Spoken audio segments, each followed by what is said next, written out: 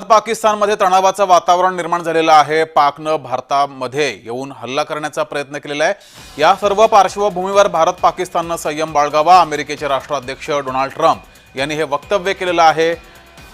भारतामध्ये पाकनं ड्रोन हल्ले सुरू केलेले आहेत। आज ड्रोन हल्ल्याचा दुसरा दिवस आहे, मात्र दुसऱ्या दिवशी सुद्धा भारतानं पाकचे सर्व ड्रोन हे हाणून पाडलेले आहेत, बेचिराख केलेले आहेत। या सर्व पार्श्वभूमीवर अमेरिकेचे राष्ट्राध्यक्ष डोनाल्ड ट्रम्प यांचं वक्तव्य समोर आलेलं आहे। दोन्ही देशांनी संयम बाळगावा असं डोनाल्ड ट्रम्प यांनी म्हटलं आहे।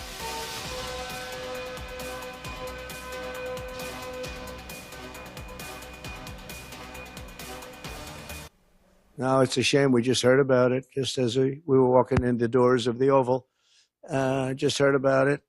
I guess people knew something was going to happen based on a little bit of the past. They've been fighting for a long time. You know, they've been fighting for many, many decades and centuries, actually, if you really think about it. No, I just hope it ends very quickly. तर दहशतवादाच्या विरोधामध्ये एकजूट महत्त्वाची आहे। आम्हाला दिलेल्या समर्थनाबद्दल जगाचे आभार असं परराष्ट्र मंत्री एस जयशंकर यांनी वक्तव्य केलेलं आहे। एस जयशंकर यांनी अनेक देशांसोबत संवाद सुद्धा साधला होता। ज्यावेळेस भारतानं पाकच्या आतमध्ये घुसून 9 दहशतवादी अड्डे उद्ध्वस्त केले, त्यावेळेस सुद्धा एस जयशंकर यांनी जगातल्या अनेक देशांसोबत संवाद साधला होता।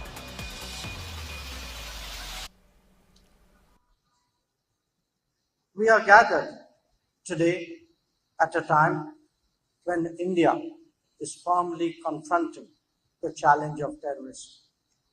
We believe that this is a shared threat for which there must be zero tolerance. I thank all those who have expressed solidarity with us and recognized the need for a resolute response. आपल्यासोबत आपले प्रतिनिधी शुभम उमाळे जोडलेले आहेत। शुभम, ट्रम्पनं संपूर्ण भारत आणि पाकिस्तान या दोन्ही देशांना शांतता राखा, संयम राखा असं म्हटलेलं आहे, शांततेचं आवाहन केलेलं आहे, मात्र खोड्या करतोय पाक।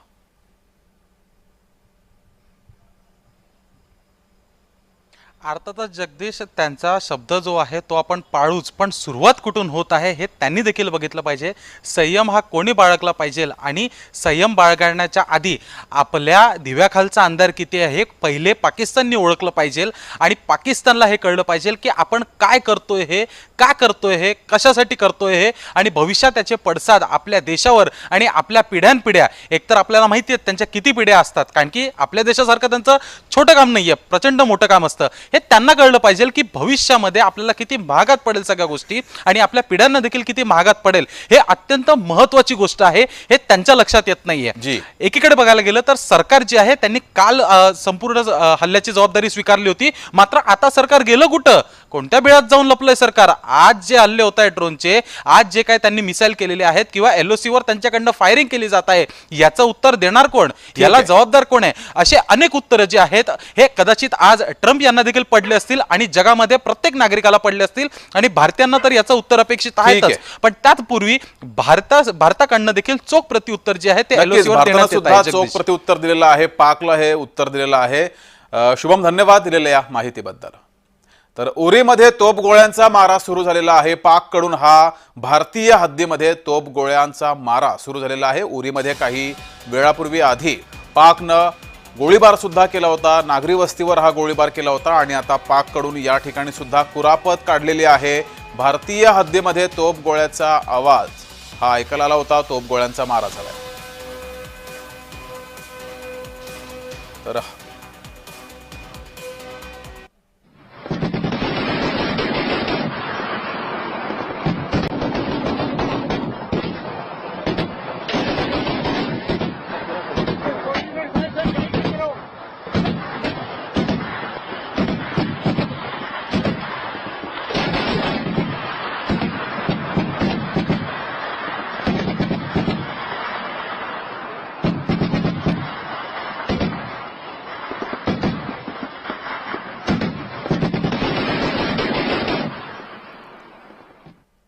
तर फिरोजपूरमध्ये सुद्धा पाकनं ड्रोन हल्ला केला होता, मात्र या ठिकाणी ड्रोन पाडल्यानंतर आग लागलेली आहे। या आगीमध्ये 3 जण जखमी झालेले आहेत। फिरोजपूरमध्ये पाकड्यांकडून हल्ल्याचा प्रयत्न झाला होता। लष्कराच्या BSF तळावर हा हल्ल्याचा प्रयत्न पाकड्यांनी केला होता। एअर डिफेन्सनं पाकचा हल्ला हाणून पाडलाय। या ठिकाणी ड्रोन खाली पाडल्यावर मात्र आग लागली होती आणि या आगीत 3 जण जखमी झालेले आहेत, त्यांच्यावर उपचार सुरू आहेत।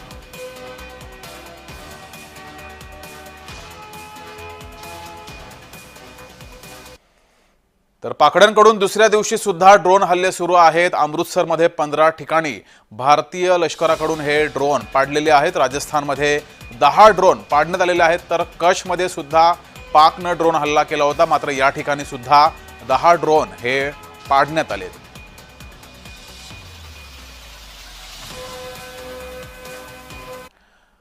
तर पीओके मधून मोठी बातमी समोर येते। भारतानं पीओके मधील पाकिस्तानची चौकी उडवून दिलेली आहे। पाकिस्तान विरुद्ध मोठी कारवाई भारतानं केलेली आहे।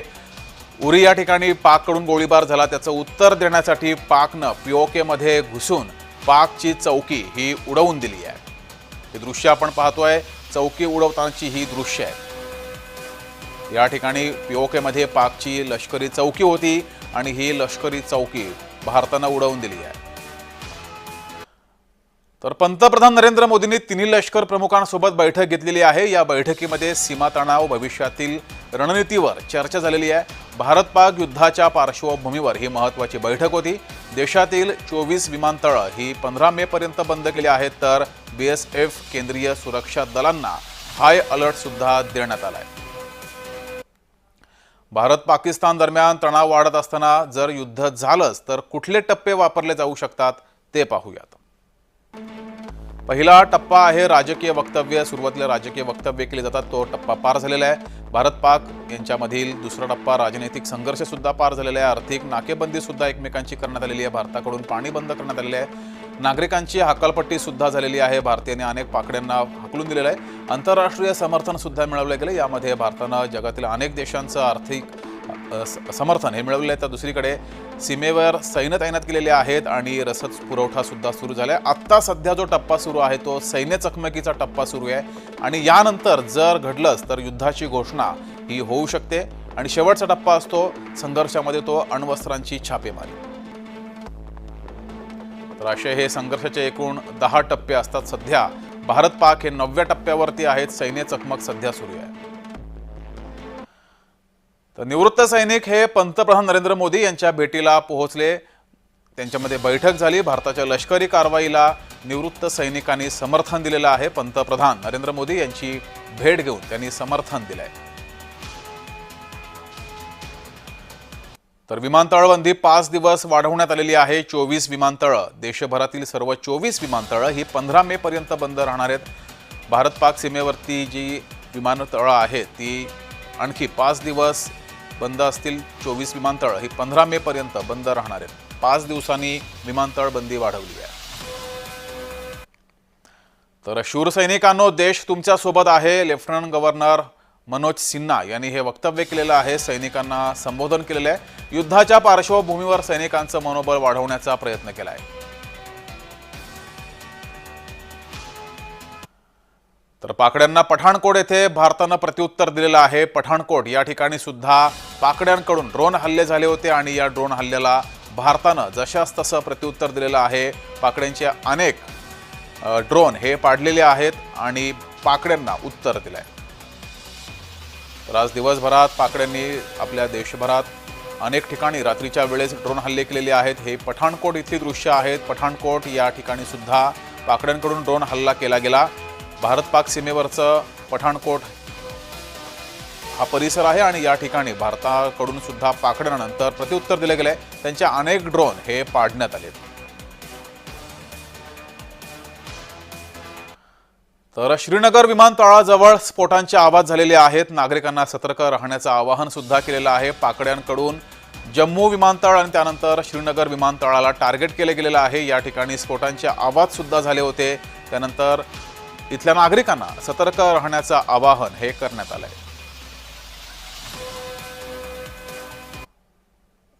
तर पाककडून शिखांच्या धर्मस्थळावर सुद्धा हल्ला करण्यात आलेला आहे। ननकाना साहिब गुरुद्वारावर पाकनं हल्ला केलाय। गुरुद्वारावर हल्ल्यासाठी पाकनं ड्रोन सोडले होते आणि या धार्मिक स्थळावर सुद्धा पाकनं हल्ला केलेला आहे। नागरी वस्तीवर हल्ला करण्याचा त्यांचा प्रयत्न भारतानं फसवलेला आहे। त्यानंतर आता त्यांनी धार्मिक स्थळांवर हल्ला करायला सुरुवात केली आहे. India targeting the Nankana Sahib Gurdwara through a drone attack. This is again yet another blatant lie and part of Pakistan's disinformation campaign. As we saw in the Pahalgam attack, Pakistan is again trying desperately to impart a communal hue to the situation with an intention to create discord. Provocative and escalatory actions that were taken by Pakistan last night were targeted at Indian cities and civilian infrastructure, in addition to some military targets. The Indian armed forces responded proportionately, adequately, and responsibly. जम्मूमध्ये स्फोटांचे आवाज झालेले आहेत. ओमर अब्दुल्ला यांनी x पोस्टवर या संदर्भात माहिती दिलेली आहे. जम्मूमध्ये सायरन आणि ब्लॅकआउट सुद्धा घेण्यात आलेले आहे. अनेक ठिकाणी सायरन वाजवले गेले, त्यानंतर ब्लॅकआउट घेण्यात आले आहे. ओमर अब्दुल्ला यांनी एक्स पोस्ट करत या संदर्भात माहिती दिली आहे. तर भारत पाकिस्तानच्या सीमा भागामध्ये अनेक शहरांमध्ये ब्लॅकआउट घेण्यात आलेला आहे. सलग दुसऱ्या दिवशी ब्लॅकआउट घेण्यात आलंय. श्रीनगर, बारामुल्लामध्ये सुद्धा ब्लॅकआउट घेण्यात आलंय. अमृतसर, फिरोजपूर, होशियारपूरमध्ये सुद्धा ब्लॅकआउट घेण्यात आलेलं आहे. जनतेला ब्लॅकआउटचे पालन करण्याचं आवाहन सुद्धा करण्यात आलंय. पाककडून सध्या या सर्व परिसरामध्ये ड्रोन हल्ले सुरू आहेत. त्या सर्व पार्श्वभूमीवर भारतानं या ठिकाणी सर्व या शहरांमध्ये ब्लॅकआउट घेतलेलं आहे.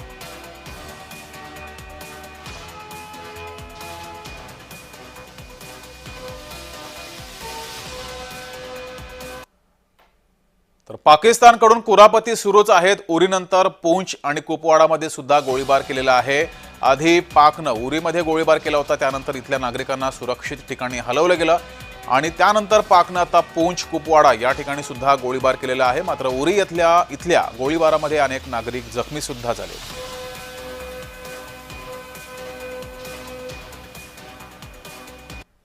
पाकिस्तान की नापाक साजिश जो है वो एक बार फिर देखने को मिल रही है। बिल्कुल मैं आपको बता दूं, अभी फिर से एक बार फिर आर्टिलरी शेलिंग जो है पाकिस्तानी आर्मी ने एलओसी के उरी सेक्टर में किया है।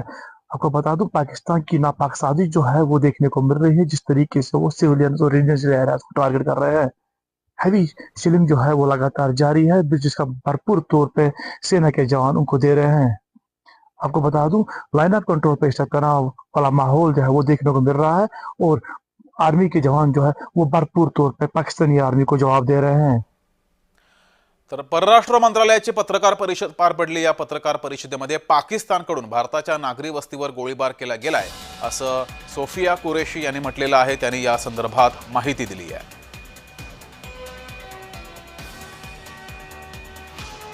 पाकिस्तान ने जम्मू कश्मीर के तंगधार, उरी, पुंछ, मेंढर, राजौरी, अखनूर और उधमपुर में भारी कैलिबर आर्टिलरी गन और सशस्त्र ड्रोन्स का उपयोग करके नियंत्रण रेखा के पार गोलीबारी भी की, जिसके परिणाम स्वरूप भारतीय सेना के कुछ जवान हताहत हुए और घायल हुए।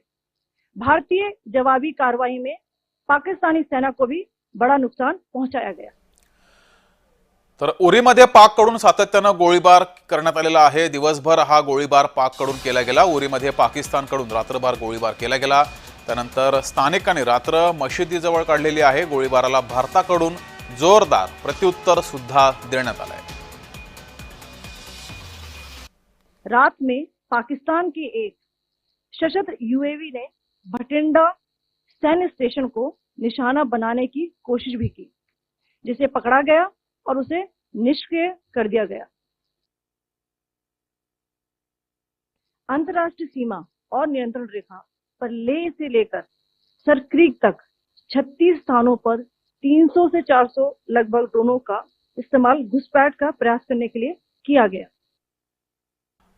तर पाक मानवी ढाळ वापरून लढतोय, विमानांचा वापर लढण्यासाठी करतोय असा गंभीर आरोप भारतानं पाकिस्तानवर केलेला आहे. अद्यापही पाकिस्तानमध्ये नागरी हवाई वाहतूक सुरू आहे आणि पाक याचाच वापर हा हल्ल्यासाठी करतोय असा गंभीर आरोप केला आहे. 7 मई 2025 को रात 8:30 बजे एक असफल अकारण ड्रोन और मिसाइल हमला करने के बावजूद पाकिस्तान ने अपना नागरिक हवाई क्षेत्र बंद नहीं किया। पाकिस्तान अपने नागरिक विमानों को ढाल के रूप में इस्तेमाल कर रहा है, जबकि उसे अच्छी तरह से पता है कि भारत पर उसके हमले से हवाई रक्षा की तीव्र प्रतिक्रिया होगी।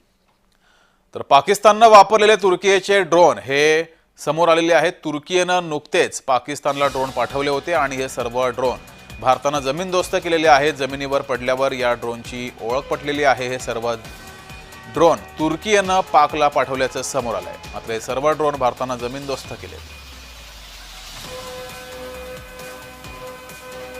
तर पाकिस्तान खोटं बोलत आहे। पाकिस्ताननं नागरी वस्तीवर हल्ले केलेले आहेत। विक्रम मिस्री यांनी या संदर्भात माहिती दिली आहे। परराष्ट्र मंत्रालयाचे सचिव विक्रम मिस्री यांनी पत्रकार परिषदेमध्ये ही माहिती दिली आहे।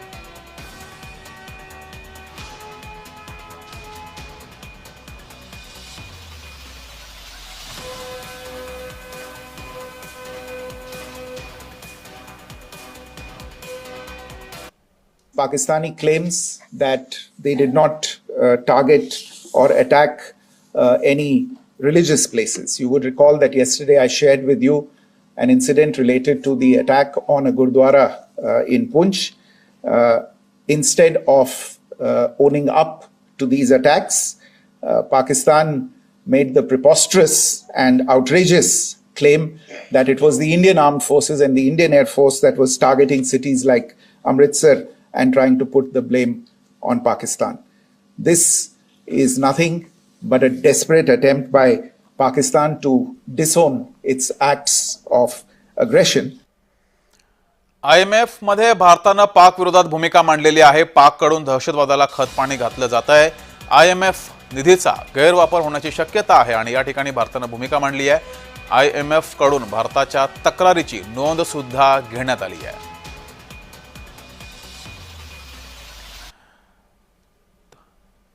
दिल्लीची टीम धर्मशाळेतून परतलेली आहे। स्पेशल रेल्वेनं खेळाडू दिल्लीमध्ये दाखल झालेले आहेत। धर्मशाळेमध्ये सामना होता त्याच वेळेस या ठिकाणी जम्मूमध्ये ड्रोन हल्ला झाला होता। त्यानंतर संपूर्ण टीम ही धर्मशाळेतून आता दिल्लीकडे परतलेली आहे। यामध्ये अभिनेत्री प्रीती झिंटा सुद्धा दिसते। गुरुवारचा सामना रद्द झाला होता। पंजाबची टीम देखील दिल्लीत दाखल झालेली आहे। विशेष ट्रेननं दाखल झाली आहे। जम्मू काश्मीरमधील नागरिकांचे सुरक्षित स्थळी स्थलांतर केलेलं आहे। नागरिकांच्या सुरक्षेसाठी प्रशासनानं हा निर्णय घेतलाय। गोळीबारामुळे लहान मुलं भयभीत झालेली आहेत। घरांचं मोठं नुकसान झालंय। तर या ठिकाणी जनावरांचा सुद्धा मृत्यू झालेला आहे। इथल्या सर्व नागरिकांना सुरक्षित ठिकाणी हलवण्यात आलंय।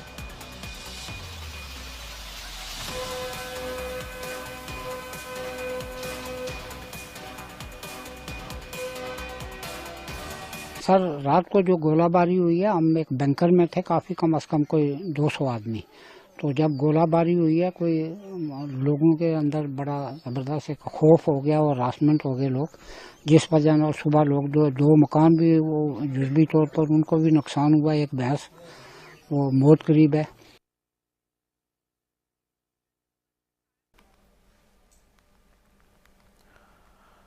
तर भारत पाक तणावाच्या पार्श्वभूमीवर जम्मू काश्मीरमधील शाळा आणि महाविद्यालये ही 12 मे पर्यंत बंद ठेवण्याचा निर्णय घेतलेला आहे।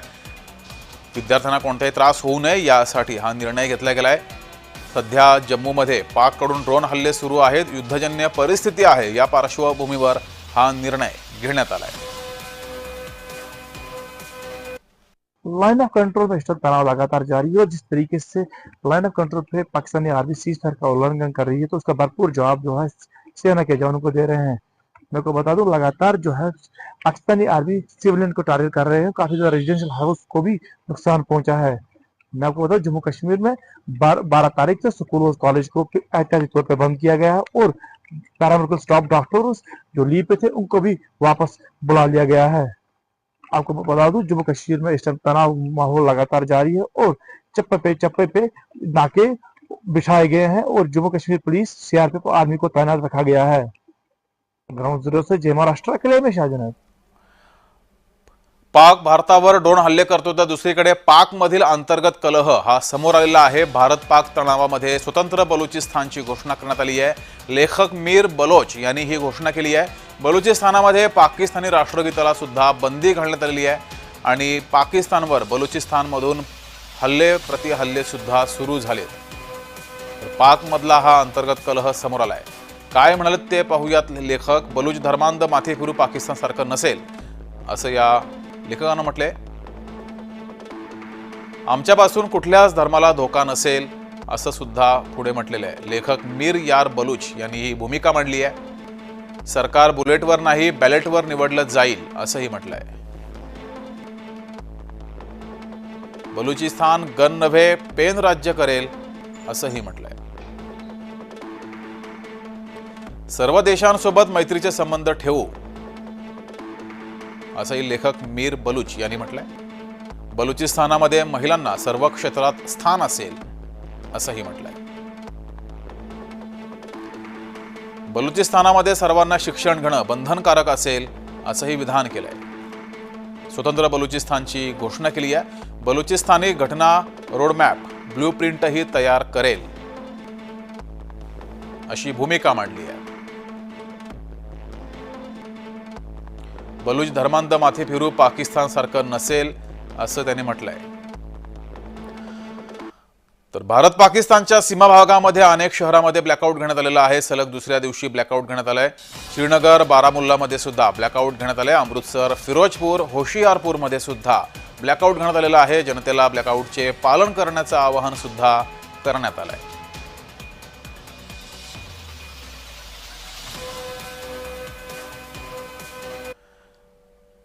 तर सलग दुसऱ्या दिवशी ब्लॅकआउट झाल्याची बातमी आहे. पाकिस्ताननं सीमावर्ती भागात हल्ले केल्यामुळं ब्लॅकआउट घेण्यात आलेला आहे. जम्मू, सांबा आणि पंजाबमधील काही भागांमध्ये तर राजस्थान आणि कच्छमध्ये सुद्धा ब्लॅकआउट हे करण्यात आलं होतं. कुठे कुठे ब्लॅकआउट करण्यात आले ते पाहूया आपण. जम्मू, सांबा, अखनूर, उधमपूर, फिरोजपूर, जैसलमेर तसंच अंबाला आणि पंचकुला या ठिकाणी हे ब्लॅकआउट घेण्यात आलंय.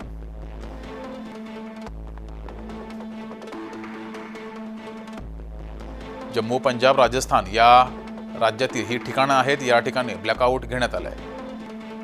हिमाचल प्रदेशमधील सुद्धा काही ठिकाणी ब्लॅकआउट घेण्यात आलंय. सीमावर्ती भाग आहे. या ठिकाणी पाककडून सध्या ड्रोन हल्ले सुरू आहेत. या सर्व पार्श्वभूमीवर हा निर्णय घेतला गेलाय.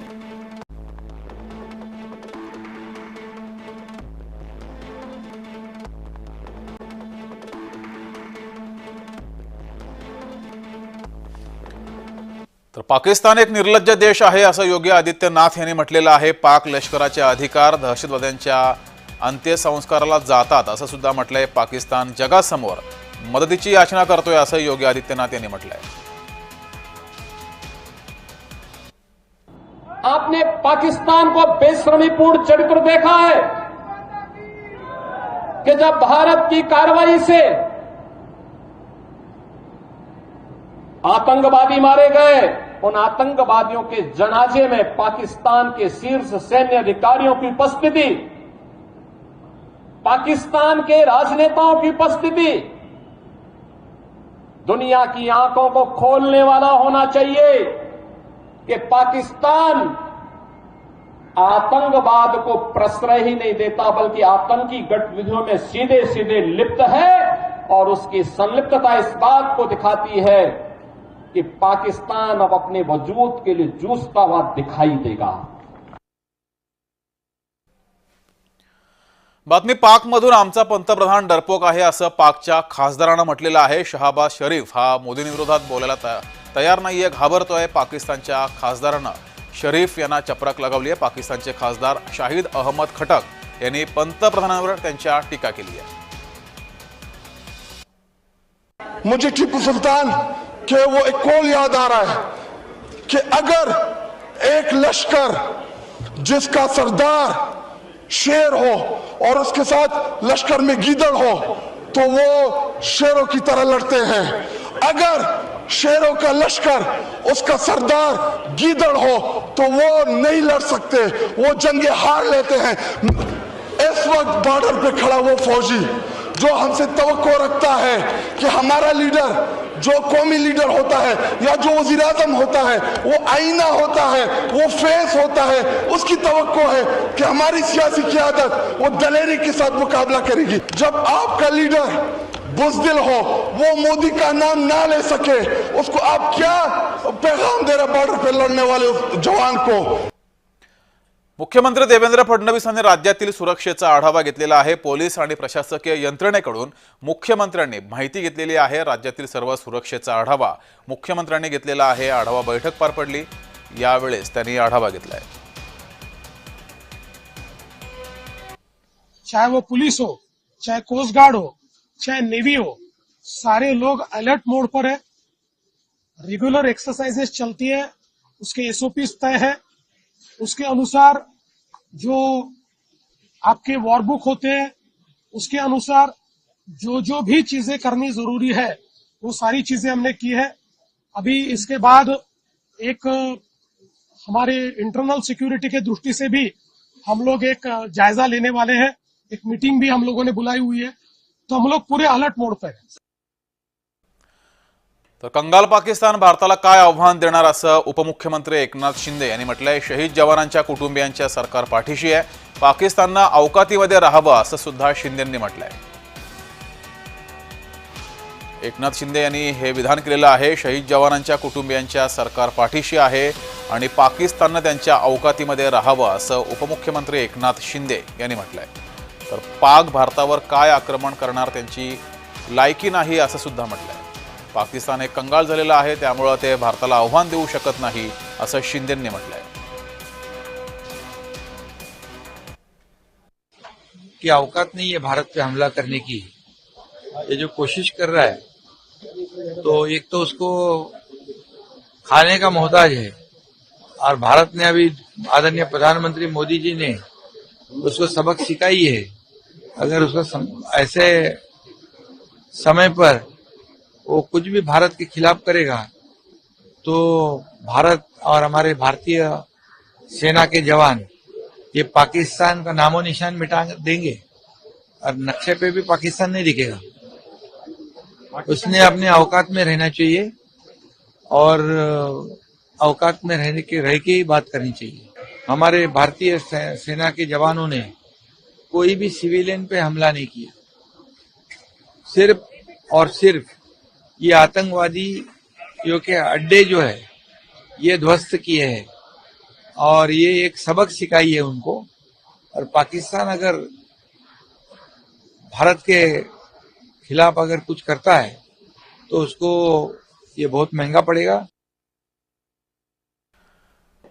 उरी सेक्टरमधील गोळीबारामध्ये मुरली नाईक हे शहीद झालेले आहेत। नाईकांच्या अंत्यसंस्काराला एकनाथ शिंदे हे उपस्थित राहणार आहेत। 5 पाकड्यांना कंठस्नान घातल्यानंतर नाईक यांना वीरमरण प्राप्त झालंय। उद्या दुपारी 3:30 वाजता आंध्र प्रदेशमध्ये त्यांच्यावर अंत्यसंस्कार होणार आहेत।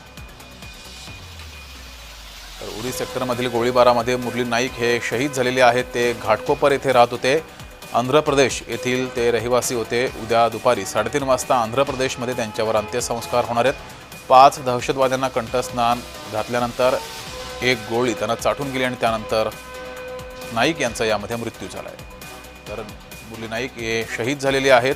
नाईकांच्या अंत्यसंस्काराला एकनाथ शिंदे उपस्थित राहणार आहेत। मच्छीमारांच्या बोटी समुद्रातून बाहेर काढण्याचे आदेश दिले गेलेत। मोठ्या बोटींना एकाच ठिकाणी थांबण्याच्या सूचना सुद्धा दिल्यात।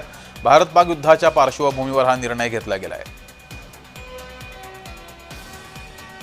भारत पाकिस्तान युद्ध एकीकडे सुरू आहे आणि त्याच पार्श्वभूमीवर संपूर्ण मुंबई पोलीस यंत्रणा जी आहे ती अलर्ट मोडवर आहेत। आजच जी आहे सर्व मच्छीमार यांच्यासोबत मुंबई पोलिसांची एक बैठक देखील झालेली आहे आणि त्यानंतर सध्या मी आता माहीम कोळीवाडा या ठिकाणी आलेला आहे आणि एक मोठी अपडेट आहे या ठिकाणाची। माझ्या मागे असलेल्या ज्या पिवळ्या बोट आपण बघतोय या समुद्रातनं बाहेर काढण्याचे आदेश जे आहेत ते दिलेले आहेत। दक्षता म्हणून, सुरक्षता म्हणून जे आहेत या सर्व बोटी बाहेर काढण्याचे आदेश देण्यात आलेले आहेत। सोबतच ज्या बोटी सध्या समुद्रामध्ये आहेत त्यातील बोटी पण बाहेर काढण्यासाठी सांगितलेलं आहे। मात्र त्या क्रेनच्या सहाय्याने बाहेर काढायच्या असतात, त्यामुळे त्या अद्याप बाहेर नाही काढलेल्या आहेत। पण मात्र पोलिसांनी जे आहेत स्टँड बाय ठेवायला सांगितलेल्या आहेत त्या बोटी। सोबतच ज्या बोटी आता आतमध्ये गेलेल्या आहेत समुद्रामध्ये मच्छीमार करायला त्यांना देखील सांगितलेलं आहे की कुठलीही संशयास्पद बोट किंवा हालचाल लक्षात आली किंवा ड्रोन दिसला तर हेल्पलाईन नंबर जारी करण्यात आलेला आहे आणि त्वरित पोलिसांना संपर्क करा असं देखील सांगण्यात आलेलं आहे। आपल्यासोबत माहीम कोळीवाडा गावचे रहिवासी आहेत, इकडे आपल्यासोबत कोळी बांधव आहेत। संतोषजी काय सांगाल, काय बैठक झालेली आहे, काय काय तुम्हाला दक्षतेसाठी सांगितलेलं आहे?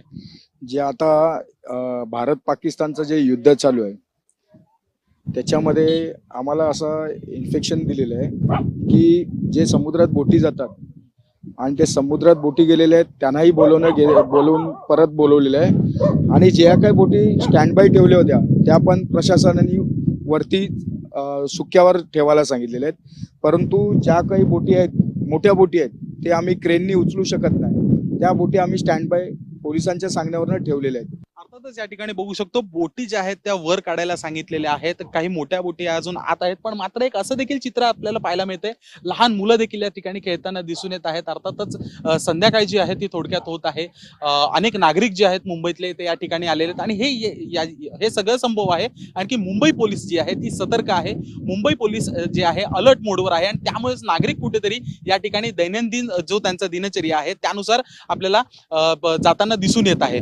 नेमकं आता पुढे नेमकं काय होणार, कुठलीही खबरदारी घेण्यासाठी कुठल्याही पद्धतीने सतर्क राहण्यासाठी जे आहे मुंबई पोलीस असेल किंवा शासन असेल किंवा महाराष्ट्र शासन असेल हे सतर्क आहे. व्हिडिओ जर्नलिस्ट विजय सोबत मी शुभम उमाळे, जय महाराष्ट्र न्यूज, मुंबई. तर दहशतवाद्यांना मारणं भारताचा हक्क आहे, छगन भुजबळ यांनी पाकिस्तानला सुनावलेलं आहे. भुजबळांनी या संपूर्ण सध्याच्या तणावाच्या पार्श्वभूमीवर वक्तव्य केलं आहे.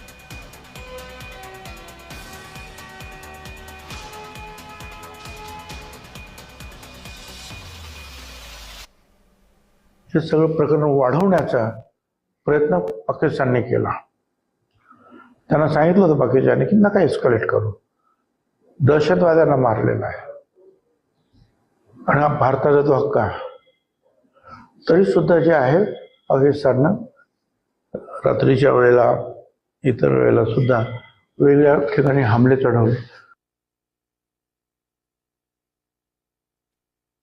हे बघा, पहिली सुरुवात त्यांनी केलेली आहे आणि शेवट आम्ही करणार आहोत. कारण की शेवटी आपण आगळिकपणा केलेला नाही आहे. 26 लोकांना मारणारे हेच आहेत ज्यांनी ज्या अतिरेक्यांना पुष्टी दिली. त्यामुळे आपण त्यांना पहिलेच इशारा दिला होता की आम्ही या ठिकाणी जिथे जिथे त्यांचे अतिरेक्यांचे अड्डे ते उद्ध्वस्त करू. आपण कुठल्या सिव्हिलन्सवर अटक केलेले नाही. आपण जे अटक केले आहे ते अतिरेक्यांच्या अड्ड्यांवर अटक केले होते, पण त्यांनी आपल्या लोकांवर सुद्धा, जे नागरिक आहेत त्यांच्यावर सुद्धा अटॅक केला. मग हे भारत सहन करणार नाही आणि भारताच्या समोर पाकिस्तानने या गोष्टी करू नये. कारण की भारत हा भारत आहे आणि त्यांनी जर असाच आगळिकपणा केला तर काय होतं हे कालच्या 10-12 तासामध्ये त्यांना दिसलेलं आहे. मुंबईच्या बधवार पार्कमध्ये कडेकोट पोलीस बंदोबस्त तैनात केला गेला आहे. अजमल कसाब आणि दहशतवादी याच भागातून मुंबईमध्ये घुसले होते.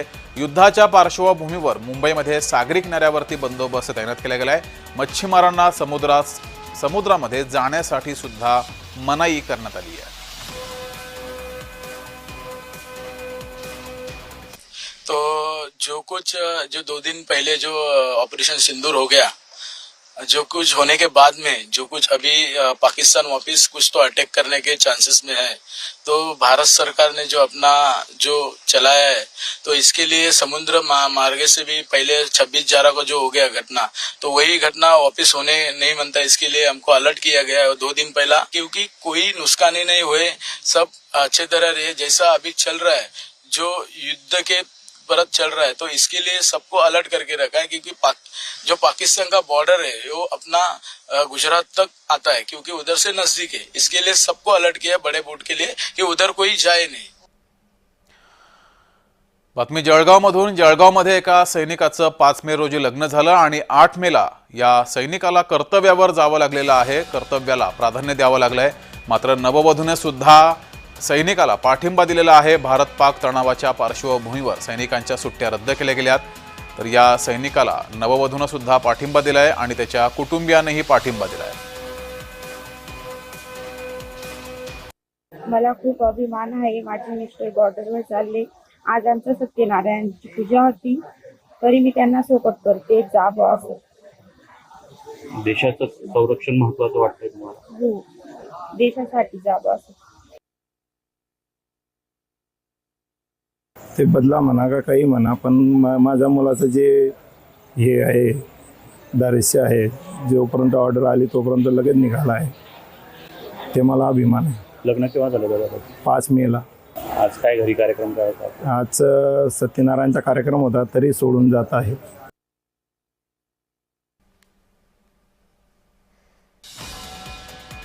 इंडियन ऑइलकडे इंधनाचा मुबलक साठा आहे. पुरवठा लाईन सुरळीतपणे सुरू आहे. घाबरून खरेदी करण्याची गरज नाही. इंडियन ऑइलकडून ही माहिती जारी करण्यात आलेली आहे. इंडियन ऑइलकडे मुबलक साठा आहे, त्यामुळं कुणीही पेट्रोल डिझेल खरेदी करण्यासाठी घाई करू नये असं इंडियन ऑइलकडून सांगण्यात आलंय. तर सध्या युद्धाच्या पार्श्वभूमीवर मोठ्या प्रमाणात पेट्रोल डिझेल खरेदी केली जाते.